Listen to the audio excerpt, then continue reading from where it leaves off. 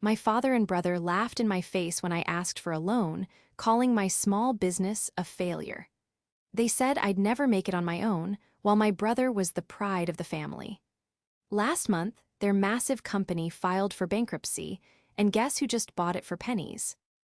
This is where the story truly begins, and you won't want to miss what happens. Make sure you're subscribed to see it through to the end. We're always curious. Where in the world are you all watching from today? Let us know in the comments. The smell of roast beef and smug superiority filled the dining room. It was 7 years ago, but I can still feel the plush, suffocating velvet of the chair I was sinking into. It was my father Andrew's 61st birthday, and the entire family was assembled to pay tribute. At the head of the table, he sat like a king, flanked by my mother, who looked perpetually tired, and his heir apparent, my older brother Kevin. I was 32, and my life was a barely held-together mess of spreadsheets, warehouse leases, and mounting debt. My company, Summit Logistics, was a fledgling dream that was consuming every cent and every waking moment of my life. I had maxed out my cards. I had remortgaged my small condo.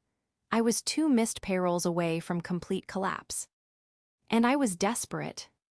I had waited until dessert, until my father was rosy-cheeked from his expensive Merlot and basking in the glow of his family's adoration. Kevin had just presented him with a ridiculously oversized gold watch, and my father had clapped him on the back, his voice booming. "This is a son, the pride of the family. He's doubling our projections at the plant. A true grant." The comparison hung in the air, unsaid but deafening. Kevin, the vice president at Grant Manufacturing. And then there was me, Paige, the failure who was playing with computer games and package labels. My heart was hammering against my ribs so hard I thought it might crack. My palms were slick with sweat. "Dad," I began, my voice smaller than I wanted. He turned his gaze to me, his smile tightening slightly. "Yes, Paige. Did you finally decide to come work for your brother? We could always use more help in accounts receivable." The casual barb stung, as it always did. Kevin smirked into his wine glass. "No, Dad, actually I took a breath. "I need help. My business, Summit, it's right on the edge of something big. I've secured a contract with a new e-commerce hub, but I need a bridge loan, just a small one, 50,000, just to cover operations until their first payment clears.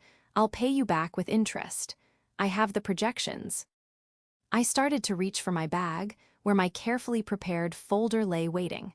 I never got the chance to open it. First came the snort. It was from Kevin. He covered his mouth, but his shoulders were shaking. 50,000? Paige, are you serious? You want Dad to throw 50 grand into that little website thing you do? But the killing blow came from my father. Andrew Grant didn't just snort. He leaned back in his chair and laughed. It was not a kind laugh. It was a deep, rumbling, dismissive laugh that echoed off the mahogany walls and seemed to suck all the air from the room. "Paige, Paige, Paige," he said, wiping a tear from his eye. He picked up his wine, toasting me mockingly. "Here's a free piece of advice instead. Give it up. That business of yours is a black hole. It's a hobby, not a career." "It's not a hobby," I whispered, my face burning.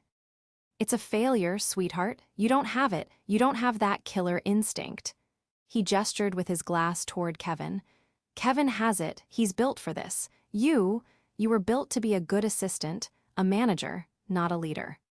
He leaned forward, the laughter gone, replaced by a cold pity that was infinitely worse. "I'm not giving you a dime. You want to know why? Because you'll never make it on your own. You're just not cut out for it. It's time you accepted that, got a real job, and stopped embarrassing yourself." Kevin was openly grinning now, reveling in my humiliation. My mother just stared at her plate, tracing the gold rim with her fingernail.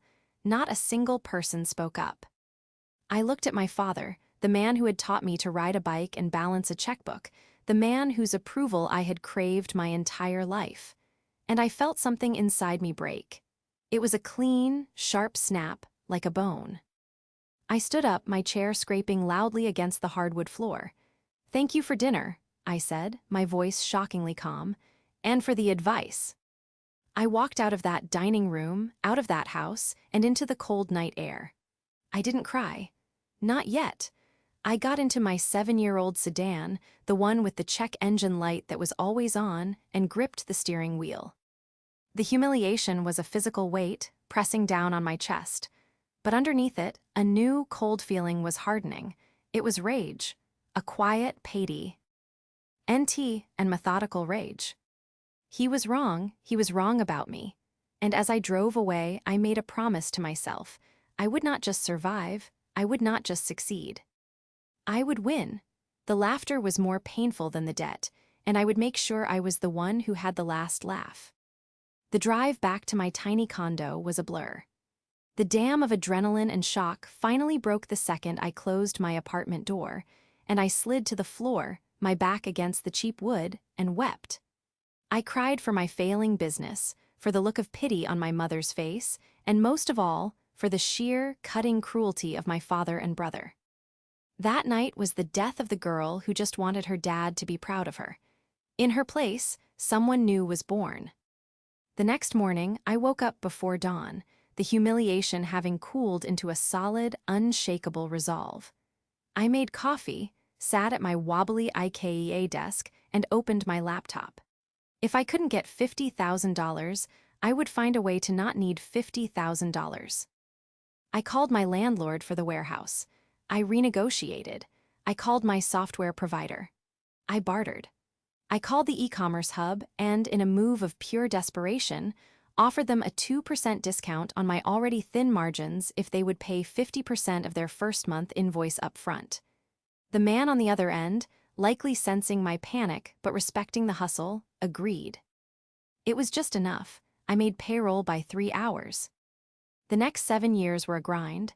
I didn't just work, I consumed the work. I was the first one at the warehouse and the last one to leave. I learned to drive a forklift. I learned to code Python scripts to automate our inventory system. I lived on instant noodles and gas station coffee. I didn't date. I didn't see friends. My entire life was Summit Logistics. And it grew. My father's company, Grant Manufacturing, was a dinosaur.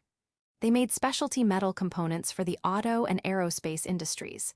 They relied on old-world relationships, handshake deals, and a massive, unionized, and inefficient workforce.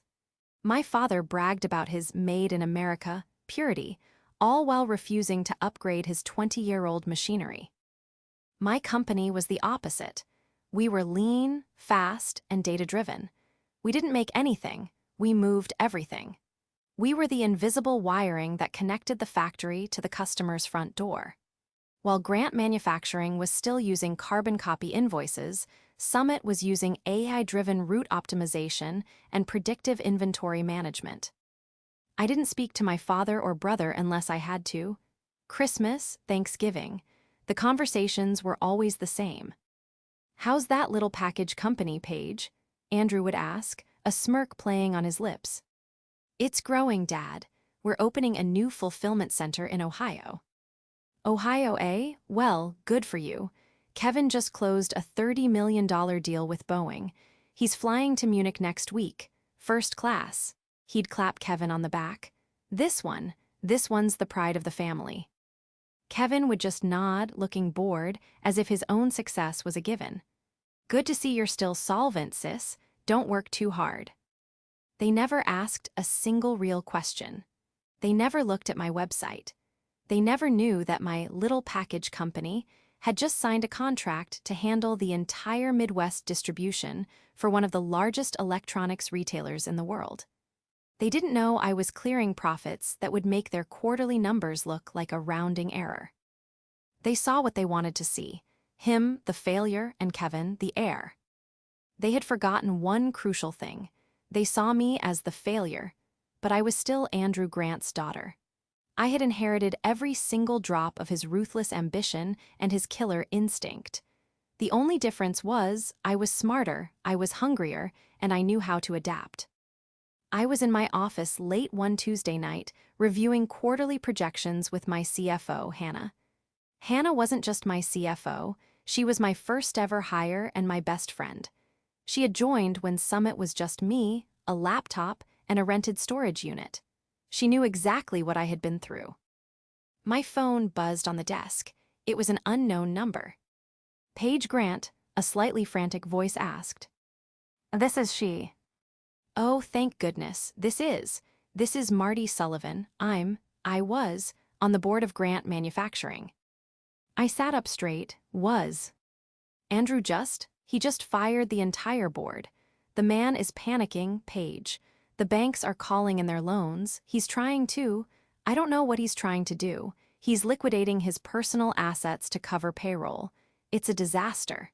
Kevin, that boy has run the company into the ground, and Andrew is too blind to see it. "Marty, why are you calling me?" I asked, my voice steady. "Because he's your father, he's going to lose everything. The house, the company, everything. He's drowning. I thought you should know." He hung up. I stared at the phone. Hannah was watching me, her expression worried. "Paige, what is it?" I looked up at her, and a slow, cold smile spread across my face. The kind of smile my father would have recognized. "Hannah," I said, my voice perfectly level. "I need you to find out everything you can about Grant Manufacturing's debt. Every creditor, every loan, every hidden ledger. I want to know exactly how much blood is in the water." My father had said I would never make it on my own. He was about to find out just how wrong he was. My father, Andrew Grant, was the poster child for the self-made man myth. He had inherited a small tool and die shop from his father, but through sheer force of will, arrogance, and by bulldozing everyone in his path, he had built it into Grant Manufacturing. In his mind, there was only one way to do business, his way. He saw new technology as a gimmick. He referred to e-commerce as make-believe money. He believed that real business was done on a factory floor, with grease under your fingernails and a healthy fear of the man in the corner office. And he worshipped his son, Kevin. Kevin was 2 years older than me, and from the moment he was born, he could do no wrong. He got a C in high school physics. He's a big-picture thinker, not a number cruncher. He crashed his first car. Shows he's got guts. He was given the title of vice president at Grant Manufacturing the day after he graduated college with a gentleman's C in business administration. I, on the other hand, was the fixer. I was the one who got perfect grades. I was the one who quietly balanced the family checkbook when my mother was too overwhelmed. When my grandmother got sick, it wasn't Kevin who managed her doctor's appointments and medication. It was me. When the company's first payroll software crashed in the 90s, it wasn't Andrew or Kevin who spent a weekend with a manual, fixing the code. It was 17-year-old me. My role was to be reliable, invisible, and to make the men in the family look good. My success was expected. Kevin's was celebrated. When I announced I was starting my own business, the reaction was not just dismissive, it was openly hostile. It was a deviation from the plan. The plan was for me to get a nice, stable job, maybe in HR at Grant Manufacturing, until I got married and had kids. My father saw my ambition not as a reflection of his own, but as a personal insult. "Why are you trying to reinvent the wheel?" he'd bellow. "The wheel works. I have a perfectly good company right here. You're wasting your time and, frankly, you're wasting your education." Kevin was worse. He treated my company, Summit Logistics, as a joke. At family dinners, he'd pitch me. "Hey, Paige, I've got a great idea for your little box company. How about you invent a box that doesn't get crushed?" Ha! And my father would roar with laughter. They were a two-man echo chamber of mutual admiration. Andrew praised Kevin's vision, and Kevin praised Andrew's legacy. Together, they ran Grant Manufacturing like a 1980s fiefdom. They promoted from within, but only based on loyalty, not skill. They bought new trucks for the executives, while the factory's core machinery was literally rusting. Their disdain for me was palpable. It wasn't just that they thought I would fail. It was that they seemed to want me to. My failure would prove them right. It would validate their worldview that the old way was the only way, and that Kevin was the rightful heir to the throne. The call from the board member, Marty, was the crack in the facade. The $30 million deal with Boeing that Kevin had apparently closed. It was the first thing Hannah and I looked for. Paige, this is bad, Hannah said, her eyes wide as she scrolled through the preliminary data she'd pulled. We were in my office, the city lights twinkling below. It was well past midnight. What? The Boeing deal, she said, pointing to a line item. It's real, but it's not a deal. It's a penalty. It looks like Kevin promised them a new alloy component on a timeline that was physically impossible. They missed the deadline by 6 months. Grant Manufacturing is being sued for breach of contract. They're not getting $30 million, they're paying $30 million. My blood ran cold. Dad, Andrew would never let that happen. He would have seen it. He would have, Hannah agreed, if Kevin hadn't hidden it. Look at this. She clicked, opening a different file.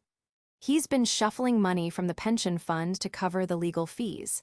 He took out a high-interest bridge loan from some predatory lender, using the company's real estate as collateral. Andrew must not have known. He can't have. He was trying to plug a hole in the dam, but he was using dynamite to do it. Kevin, the golden child, the pride of the family, was a fraud. He was an incompetent, arrogant fool who had been protected by his father his entire life, and now he was single-handedly dismantling his father's entire legacy. And my father, the great, all-seeing patriarch, was so blinded by his own bias that he had handed him the matches and the gasoline. He had laughed at me for asking for $50,000, while his genius son was setting fire to tens of millions. Hannah, I said, my voice quiet, when is the next payment due on that bridge loan? Hannah did a quick calculation. Looks like end of the month in 12 days, and they don't have the capital. They're already 2 months behind on payroll taxes. They're going to default, I said. It wasn't a question. They're not just going to default, Paige. They're going to be insolvent. The lender will seize the assets. The bank will call in every other loan. It's over. I stood up and walked to the window, looking down at the city. My little package company now occupied the top 3 floors of this building. Below me, trucks with the Summit Logistics logo were moving in and out of our distribution center, a 24/7 hive of perfect, automated efficiency. I thought about that dinner. I thought about the sound of my father's laugh. I thought about the shame that had almost broken me. No, it's not, I said. It's not over, it's just under new management. Hannah looked up, a slow, dangerous smile matching my own. What are you thinking? They've forgotten the most important rule of business, the one Dad supposedly lives by, always protect your assets. And right now, he is the asset. I turned back to her. Get our legal team. I want a shell corporation set up by morning, a holding company, something sterile and anonymous. I want you to start negotiating with that predatory lender. Today, I want to buy that debt. The man who said I couldn't make it on my own was about to get a masterclass in how it's done. The next 2 weeks were the most intense of my professional life. My decision to buy Grant Manufacturing wasn't just a strategic move, it was a paradigm shift. I was no longer the scrappy underdog. I was the shark. The shift from victim to strategist was instant. The moment I said buy that debt, the years of hurt and anger coalesced into a single, sharp point of focus. I wasn't just doing this for revenge. That was part of it, a sweet, undeniable part. But I was also doing it because, as I looked at the data, I saw what my father and brother couldn't. Grant Manufacturing, buried under decades of mismanagement, still had good bones. Its patents were valuable. Its real estate holdings were prime. Its reputation, though tarnished, still had currency. It wasn't a teardown, it was a renovation. And I was the only one with the tools and the vision to do it. Hannah was magnificent. She moved with the silent, deadly precision of a sniper.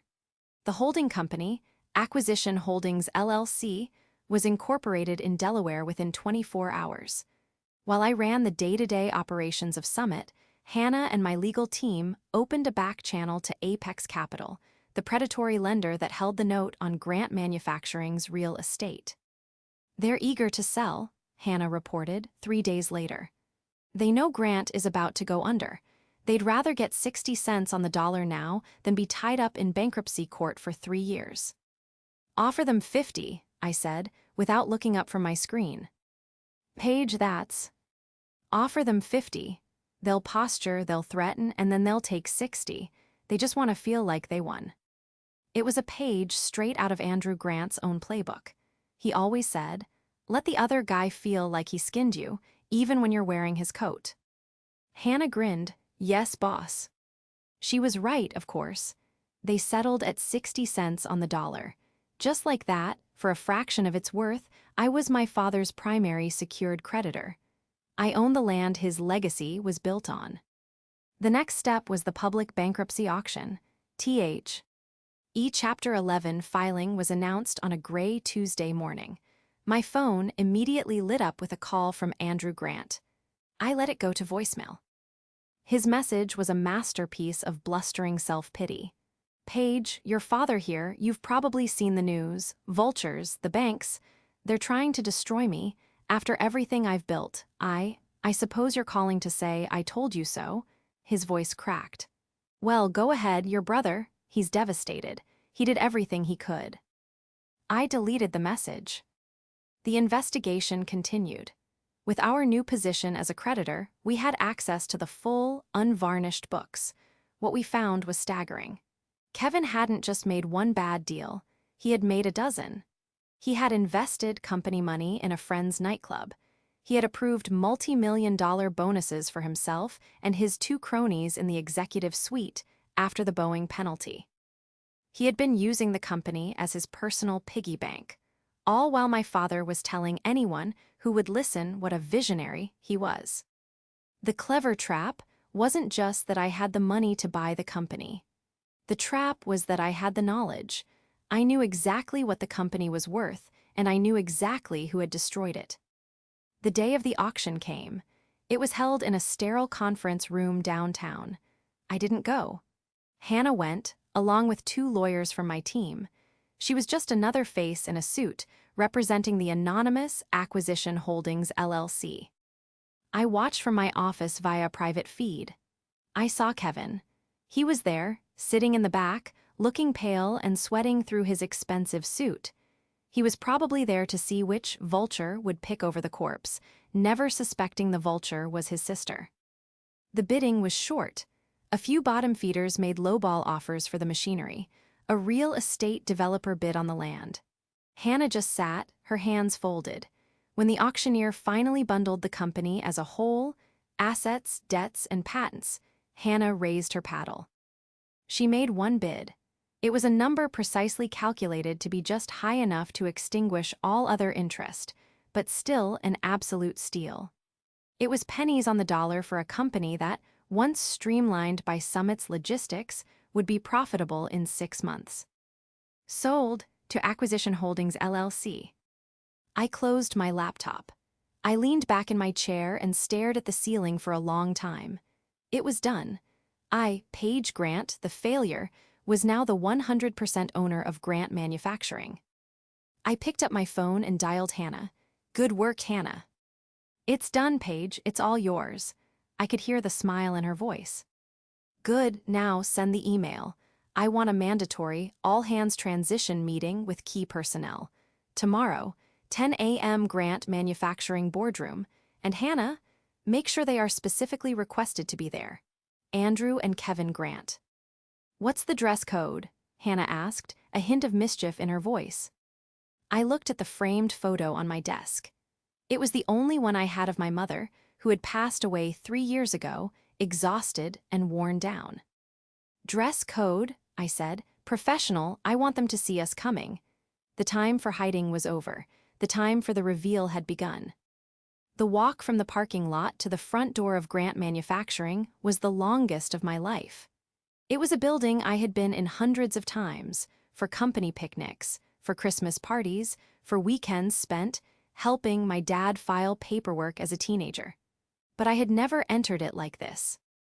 Hannah was at my side, rolling a briefcase that contained the binders that would detonate my family. I had on my sharpest suit, a dark navy ensemble that screamed authority. My heels clicked with an aggressive, rhythmic confidence on the pavement. When we walked into the lobby, the receptionist, a woman who had been there for 30 years and used to give me lollipops, looked up. Her face registered confusion, then a flicker of recognition, and then complete shock. Paige Grant, what? What are you doing here?" "Good morning, Brenda," I said, my voice smooth and polite. "We're here for the 10 a.m. transition meeting for Acquisition Holdings."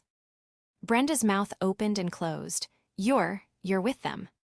"We are them," Hannah said, stepping forward. "The boardroom, please." Brenda just pointed, speechless, down the hall. The boardroom was at the end of a long corridor lined with portraits of my grandfather and my father. Andrew, in his portrait, was posed with one hand on a globe, the very picture of a captain of industry. I resisted the urge to straighten it. We were 5 minutes early. I wanted to be seated when they arrived. I took the chair at the head of the table. The one my father had always occupied. It fit perfectly. Hannah sat to my right, opened her laptop, and prepared to connect to the room's projector. At 10:02, the door burst open and my father and brother stumbled in. They both looked terrible. Andrew was pale. His expensive suit rumpled, his eyes bloodshot. Kevin looked worse. He was twitchy, his face puffy, and he reeked of stale alcohol. They stopped dead when they saw me. Andrew's eyes widened, and he gripped the back of a chair for support. "Paige," his voice was a hoarse whisper. What is this? What are you doing in my chair?" Kevin was the first to process it. His shock curdled into a dark, familiar rage. He spat. "You're with the vultures. Of course you are. You're here to, what? To laugh, to gloat." "Good morning, Andrew, Kevin," I said, my voice as calm as a frozen lake. "Please sit down. We have a lot to get through." "I am not sitting down," Kevin shouted, jabbing a finger at me. "You think you can just waltz in here? This is our company. This is my legacy." "Actually," Hannah interjected, her voice cutting through his tirade, "it's not. As of 4:08 p.m. yesterday, Grant Manufacturing, its assets, its debts, and all its properties are the sole property of Acquisition Holdings, LLC. And my boss," she gestured to me, "is the sole proprietor of Acquisition Holdings." The color drained from Andrew's face. He finally understood. He didn't just stumble, he fell into the chair opposite me. You bought it." "She bought it," Kevin repeated, a hysterical laugh bubbling in his throat. "With what? Your little box-moving company? You're lying. This is a joke." "This is not a joke, Kevin," I said, leaning forward. "This is an acquisition." "You did this to destroy us," he roared. "You were always jealous. Jealous of me, jealous of Dad. You let this happen. You let the company fail so you could buy it for scrap." "Let it fail?" I repeated, my calm finally cracking just a little. The sound of that old accusation, jealous, was the spark. "I didn't let it do anything, Kevin. I've been a little busy for the last 7 years building an international logistics company from scratch. You know, the one you and Dad called a hobby. The one you laughed at." "Don't you dare," Andrew whispered from his chair. "Don't you dare talk to your brother that way." "Oh, I'm just getting started," I said. "You want to know why this company failed? You think it was the vulture banks or bad market conditions, as you told the press." I nodded to Hannah. "Hannah, if you would." Hannah tapped a key. The large screen at the end of the boardroom lit up. The title of the presentation was simple: Grant Manufacturing, Financial and Operative Review. "Let's start with the Boeing contract," I said. "The one you told Dad was a $30 million win. The one that was actually a $30 million penalty for breach of contract. The one you missed the deadline for by 6 months because you never upgraded the CNC machines like you were supposed to." Kevin's face went white. Andrew's head snapped toward him. What penalty? Kevin, what is she talking about?" "She's lying, Dad. It was a complication. A negotiation." "Was the $1.2 million consulting fee you paid to West Coast Ventures also a negotiation, Kevin?" I asked. I nodded to Hannah again. The slide changed. It showed a wire transfer. Because West Coast Ventures appears to be an LLC registered to your old college roommate, the one who owns that nightclub in Vegas. A nightclub that, according to its financials, was 3 days from bankruptcy before this consulting fee hit its account. Kevin was sputtering. You have no right. I have every right, I said, my voice like steel. I own this company, I own this building, I own this desk, and I own these ledgers, the ones you were so bad at hiding. I stood up, planting my hands on the gleaming mahogany. You want to know who destroyed this company? You did. You bled it dry. You lied to your father, you lied to your employees, and you lied to your creditors. You're not a visionary, Kevin. You're not even a good businessman. You're just a thief, a bad one. Kevin lunged. He came halfway across the table, his face purple with rage, screaming, "You'll pay for this, you." He never finished. The 2 security guards I had hired, who had been standing discreetly outside the door, were in the room in a second. They grabbed him by the arms, his expensive suit jacket ripping at the seam. "Get him out of my building," I said, my voice flat. "You can't do this," he shrieked, struggling as they dragged him toward the door. Dad, do something, she's destroying the family, Dad." My father didn't move. He just sat there, his head in his hands, staring at the presentation screen, which now showed a damning flowchart of his company's siphoned funds. Kevin was dragged out, his screams echoing down the hall. The door clicked shut. The room fell into a dead, heavy silence, broken only by the sound of my father's ragged breathing. I sat back down in his chair. The first confrontation was over. The silence in the boardroom stretched for a full minute. My father, You didn't look up. He just stared at the table, his shoulders slumped. The titan of industry, the man whose laugh had crushed me, looked like a hollowed-out shell. The silence was deafening, heavier than Kevin's screams. Hannah, ever the professional, quietly gathered her papers. "Paige," she said, "I'll start the preliminary audit with the accounting department. They're expecting us." She knew this next part was for me and me alone. "Thank you, Hannah," I said. She left and the door clicked shut again, leaving just the 2 of us. "Andrew," I said, I didn't call him Dad. He flinched but still didn't look at me. He couldn't have," he whispered. "My son, my boy, he wouldn't. He's not a thief, he's not good with details." "He's not good with details," I repeated, my voice rising. "He stole millions, Andrew. He committed fraud. He destroyed your company, his company.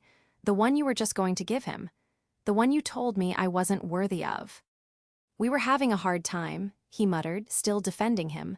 "The market, the foreign competition." This was the moment. This was the true, final breaking of the spell. All my life, I had believed he was just biased. I had believed he was arrogant and old-fashioned.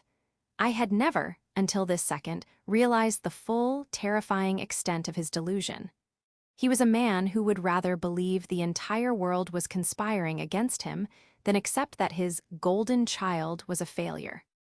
I stood up, walked to the screen, and picked up the remote. I clicked back to the slide showing the wire transfer to the nightclub. "This isn't foreign competition, Andrew. This is a crime, this, and this, and this." I clicked through slide after slide. Undisclosed bonuses. Company-paid leases on luxury cars, including one for a girlfriend Kevin had. Vendor contracts given to shell companies owned by his friends. "I didn't just buy your debt, Andrew. I bought your secrets. I have spent the last 2 weeks building a case. Not just a business case, a legal one. I have testimony from the board member you fired. I have the full cooperation of the lender Kevin tried to defraud. I have the bank records. I have the server logs. I have everything." I turned off the screen. The room plunged back into the dim morning light. He lied to me," Andrew said, his voice finally breaking. It was a small, lost sound. The realization was finally, agonizingly, dawning on him. "Yes," I said. "He did, for years, and you let him. You were so busy looking for the pride of the family that you missed the parasite right in front of you. You were so busy laughing at me, your failure, that you didn't even bother to check the books." He finally looked up at me. His eyes were red-rimmed and filled with a terrible, dawning horror. It wasn't just the loss of the company. It was the loss of the lie he had built his entire life around. What are you going to do?" he asked. To him, to Kevin. "That," I said, "is a very interesting question. My legal team strongly advises me to turn my findings over to the district attorney. What he did wasn't just mismanagement. It was felony wire fraud, embezzlement, a whole list of things."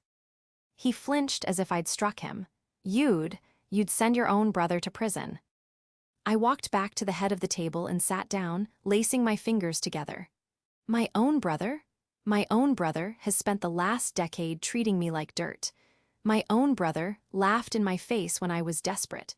My own brother helped my own father humiliate me in front of my entire family. I leaned in, my voice dropping. "So let me ask you a question. Why shouldn't I?" He had no answer. He just stared at me, this new person he didn't recognize. This woman who was not his failure daughter, but a force that had just dismantled his entire world. "This is what's going to happen," I said, laying out the terms. "First, you are going to call Kevin. You are going to tell him that if he ever contacts me, my employees, or steps foot on this property again, I will have him arrested for trespassing. Second, you are going to tell him that I have a file." I patted the binder on the table. "That details every single crime he committed. And that file will remain in my lawyer's safe unless he tries to fight this, unless he tries to sue. Unless he so much as thinks about coming after me. If he does, I will ruin him. I will not just send him to prison. I will personally fund the civil suits from every employee whose pension he gambled away. Is that clear?" Andrew nodded, his face ashen. He was utterly broken. The power dynamic, so skewed for so long, had just violently, irreversibly, snapped into a new position. "Good," I said. He sat there, a broken old man in a boardroom that was no longer his. He had lost his company. He had lost his son. And he had just realized that the daughter he had thrown away was the only one who could have saved him. The second and most important confrontation was over. The spell was broken. Now, all that was left was the resolution. The silence that followed was heavy and absolute. Andrew Grant, the man whose voice had once been the only one that mattered, was completely, devastatingly silent. He had no bluster left, no indignation, no paternal authority to grasp. He was just an old man in a suit, staring at the polished mahogany of a table. That no longer belonged to him. This was the moment. The showdown was over. Kevin, the public, screaming embodiment of the family's rot, had been excised.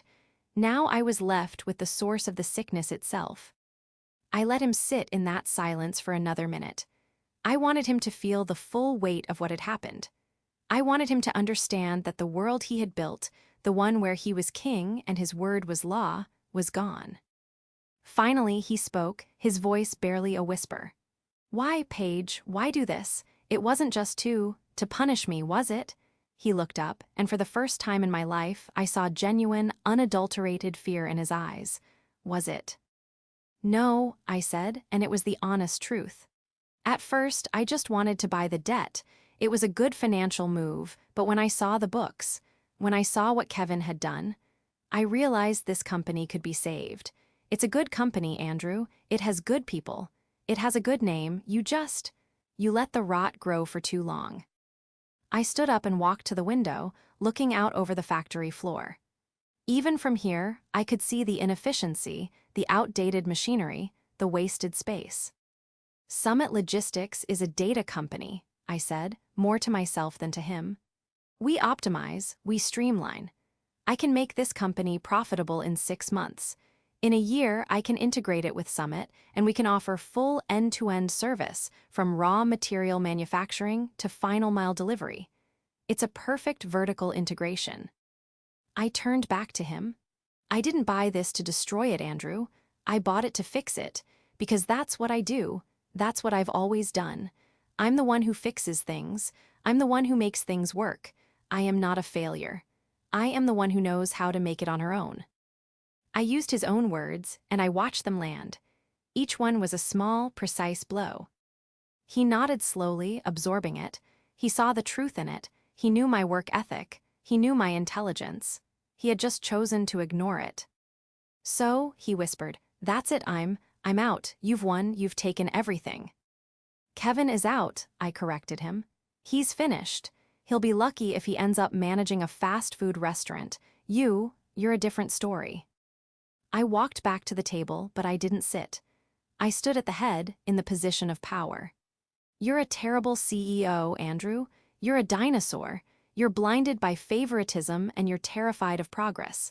You have no business running a 21st century company. He flinched, but he didn't argue. He knew it was true. But, I continued, you know these clients. You built those relationships 50 years ago. They trust you. Or at least, they trust the man you used to be. The name Andrew Grant still means something to them, even if Grant Manufacturing is currently a mess. He looked up, a flicker of something, confusion, hope, in his eyes. I am offering you a job. The shock on his face was profound. It was a bigger blow than the reveal of my ownership. A job. A job, I confirmed. Not a sinecure, not a handout. A real job. I'm keeping you on as a consultant for legacy accounts. You'll have an office, you'll have a salary. I named a figure. It was modest. It was probably a quarter of what Kevin had been paying himself, but it was respectable. It was more than he deserved. Your job, I said, will be to call every single client Kevin alienated. You will apologize. You will tell them the company is under new, stable management. You will tell them that I, Paige Grant, am the new CEO and that Summit Logistics is backing this company's future. You will smooth the transition. You will do what you do best. Shake hands and tell stories about the good old days. I paused, letting the term sink in. There is one condition. You will have no executive authority. You will not sign a check. You will not hire or fire anyone. You will not make a single decision without clearing it through my new VP of Operations. I leaned in, delivering the final, perfect, crushing blow. And you will report directly to me, your failure daughter, the one who would never make it. Do you accept these terms? Andrew Grant, the man who had laughed in my face, looked at the woman who now owned his entire world. He saw the strength, the intelligence, and the cold, hard resolve he had always praised in his son, but had always ignored in his daughter. He had no choice. He was 68 years old, his reputation was in tatters, and his son was a disgraced criminal. He had nothing left.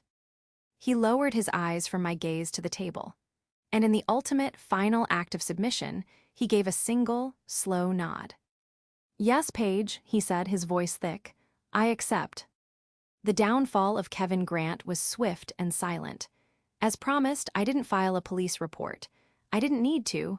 The humiliation was a far more effective prison. My father, in his first act as my new consultant, delivered the terms of my cease and desist. Kevin, faced with the binder of evidence Hannah had prepared, vanished. I heard through the grapevine he had moved to Florida, taking some time off. He was financially ruined, his reputation destroyed. He would never work in this industry again. The downfall of Andrew Grant was more complex. It was a slow, public erosion of the man he used to be, replaced by the man he had to become. The first few weeks were a painful, awkward dance. I moved him out of his sprawling corner office, which was now my office, and into a smaller, perfectly respectable office on the sales floor. I gave him a new laptop, which he stared at as if it were an alien artifact. Our first one-on-one meeting was a study in reversal. He sat opposite his old desk, a legal pad and pen in his hand, waiting for instructions. Here is the list of your legacy accounts, I said, sliding a tablet toward him. I've triaged them. Red means they've already canceled their contracts. Yellow means they're at risk. Green means they're just confused. You will start with the reds. He recoiled. The reds, Paige, these are lost causes. They hate us. They hate Kevin. That's why you are calling them, I said, not unkindly. You're going to fall on your sword. You're going to tell them you were betrayed by your former management, that you've cleaned house, and that the company is now under new leadership with the full backing and efficiency of Summit Logistics. You will offer them a 10% discount on their next order as a welcome back present. A 10% discount, he sputtered.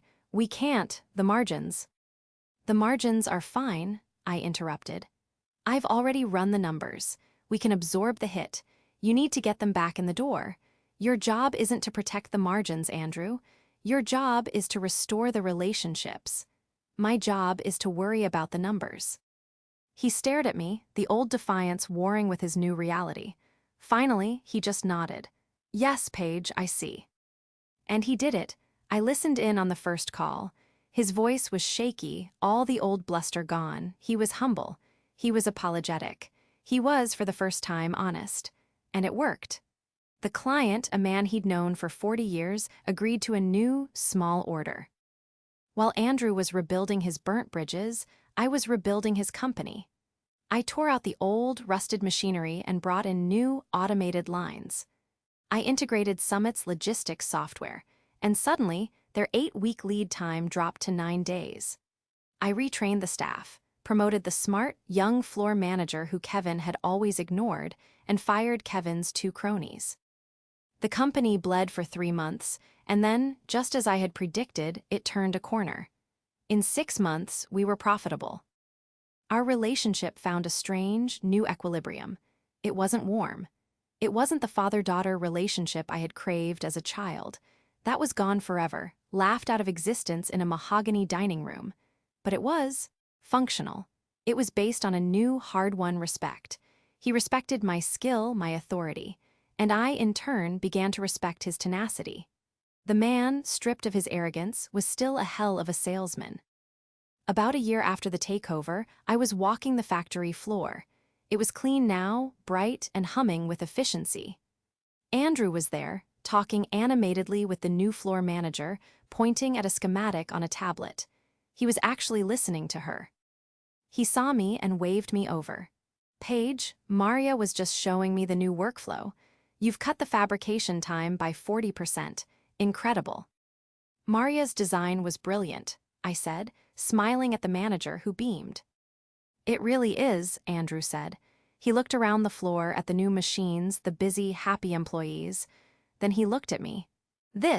All of this, what you've done, it's really something, Paige. I was wrong about you, about everything. It wasn't a grand apology. It wasn't the tearful reconciliation of a movie, but it was his truth. It was the most honest thing he had ever said to me. I know, Dad, I said. I called him Dad. It felt strange, but it felt right. But we're making it work. Yes, he said, a small, genuine smile touching his lips. Yes, we are. I left him there, talking with Maria. I walked back to my office, his old office, and sat in my chair. The pride of the family was selling insurance in Tampa. The failure was running a 9-figure, vertically integrated manufacturing and logistics empire. And my father, the man who said I'd never make it on my own, was on my payroll and was, finally, proud of me. I had won.